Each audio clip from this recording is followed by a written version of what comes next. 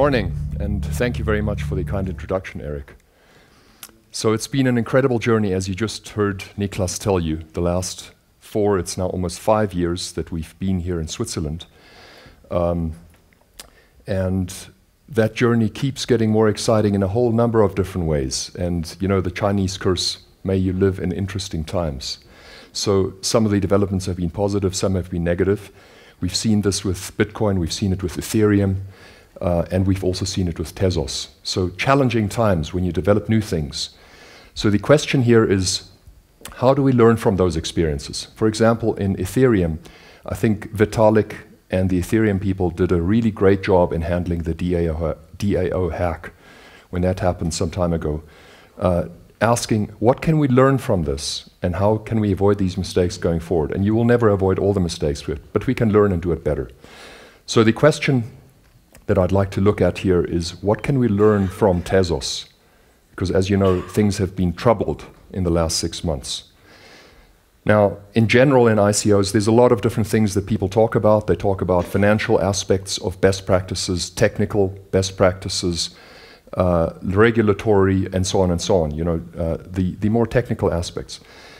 But there's an aspect that I think is generally not given enough attention, and that's what I'd like to talk about this morning briefly. To introduce this, so with the DAO project, we heard the claim that code is law. And I'm curious, out of this audience, how many people believe that? Anyone? No one. No one that I can see.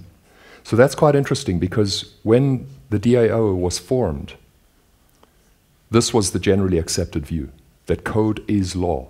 And that was the project claim, that you can encode law in computer code, and that we can thereby bypass the legal system. We can do away with the legal system.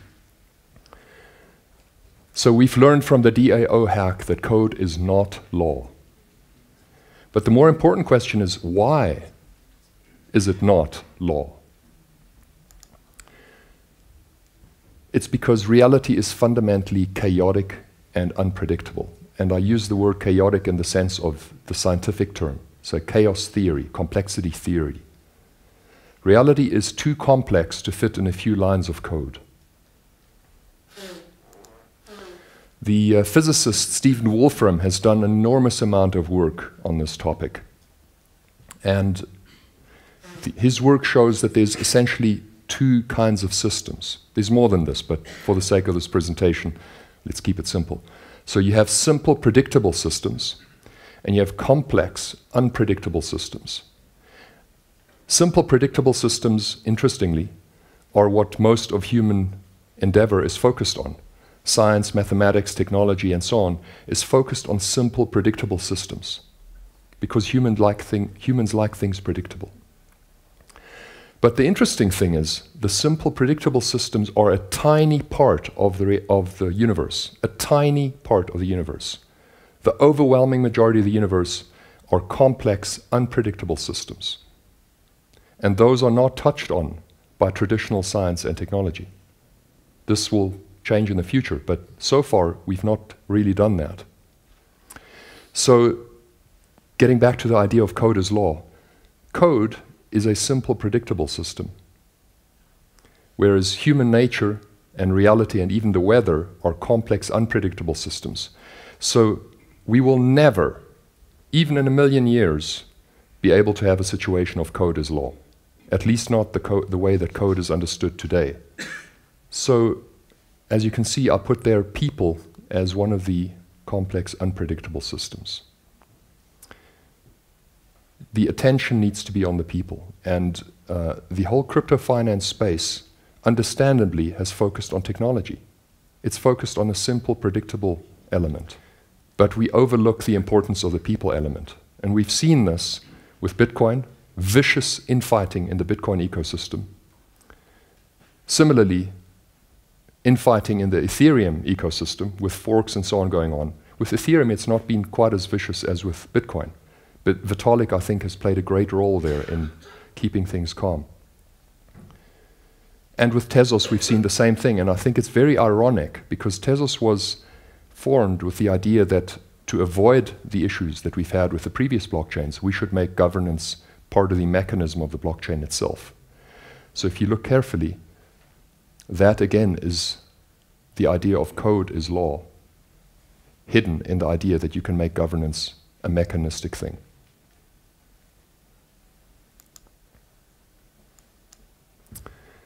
So the claim I make here is nothing new. When you think about it, we all know this, but it's unfortunately overlooked. Namely, people are the center of everything. People are the center of everything.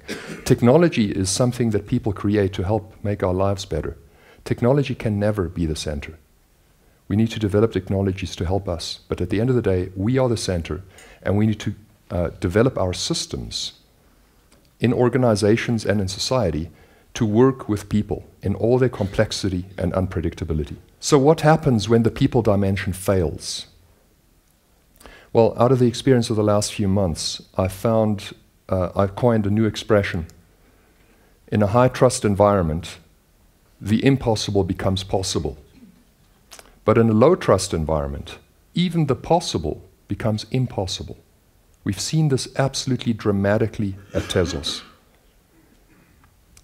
Many of you will have had this experience. When you're in a group of friends or in a group of people that work together where you all trust each other, it's really easy to get things done. You don't need a lot of bureaucracy and compliance and so on. You just talk, you say, let's get this done, or you trust each other, you delegate something to somebody and it gets done. But when people don't trust each other, it becomes impossible. You have deadlock and you can't make progress. So let's look at someone who does well in the people dimension. Warren Buffett is a famous investor, probably the most successful investor of the past century. But people usually think it's because of his technical ability. And of course the technical ability is important. But what's less well known is that Warren Buffett is an exceptional chooser of top quality managers. So it's interesting to listen to him how he chooses his top quality managers. He's got essentially three things that he focuses on: integrity, intelligence, and energy. So that sort of makes sense. But the interesting thing is, there's one of those three that for him is a non-negotiable. Any guess which of those three is a non-negotiable? Right. What he says, Warren Buffett says, without integrity, intelligence and energy will kill you.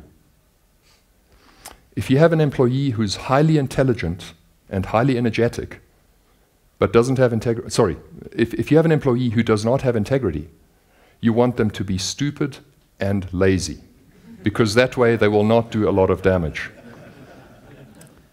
So the thing to focus on is integrity. But let's go a little bit deeper with this. What is the prerequisite for integrity?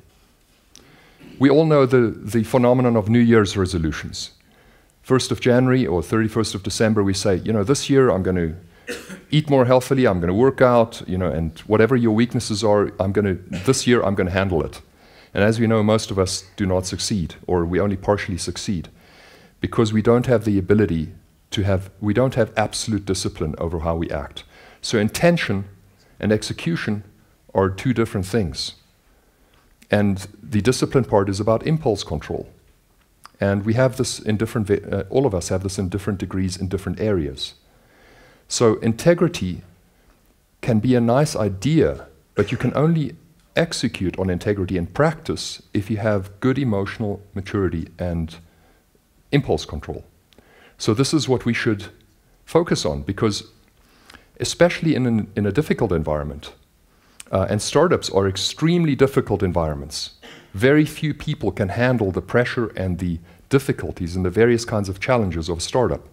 Elon Musk, who's a famous startup guy, says very often, building a startup is like staring into the abyss of death and chewing glass. Because the abyss of death, because you constantly face existential crises. You don't know if you can pay your employees the next day. He was almost bankrupt. 15 minutes before he was declared bankrupt, he got saved. And we still don't know if he's going to be a success. So that's the abyss of death, the existential crisis that you face constantly as an entrepreneur. Secondly, the various things that you have to do, the challenges that you have, especially when you do something new, a project that has never been done before. It's like chewing glass. You have to learn as you go. Build the airplane, sorry, fly the airplane while you're still building it, designing and building it. So in startup environments, it's especially important to have good emotional control, because otherwise you're going to do things you regret. So because we are people, we also need to look at not just that, but also cultural fit. We also saw at Tezos that different people that have different cultures often miscommunicate, not deliberately, completely innocently, just because they come from different cultures and they misunderstand each other. So we need at least those three factors in people, in addition to the conventional things of skill set and so on. So how do we make this more objective? There's a company that's done fantastic work in developing cross-cultural psychometric instruments that are used in environments where people don't have the same language, don't have the same cultural background, and so on. Cognadev.com, you can see some of the instruments there to put that on a more solid ground so that we don't just subjectively make our judgments in selecting our people. And then, of course, we need to research the life history of the people that we work with, so you know who you're getting in bed with. So with that, I'd like to end off. When you find good people and a good team, there's no limit to what you can achieve. And I'm very confident we will achieve this at Tezos as we go forward. Thank you very much.